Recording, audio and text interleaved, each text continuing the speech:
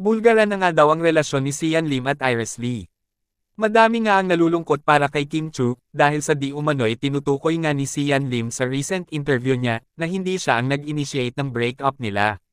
Ito nga ay nagpataas ng kilay ng mga netizens. Dahil ayon nga sa kanila na kung si Kim Chu ang nag-initiate ng breakup, ay bakit mas nauna pang nakamove on si Sian Lim at nagkaroon ng relationship. Wow! He did not initiate the breakup. Then it's Kim. Laughing out loud. He was the one who had a new girlfriend within just 2 or 3 months of breaking up.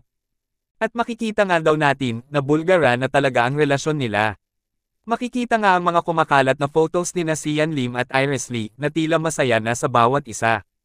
At hindi nga daw nila ito itinatago sa publiko.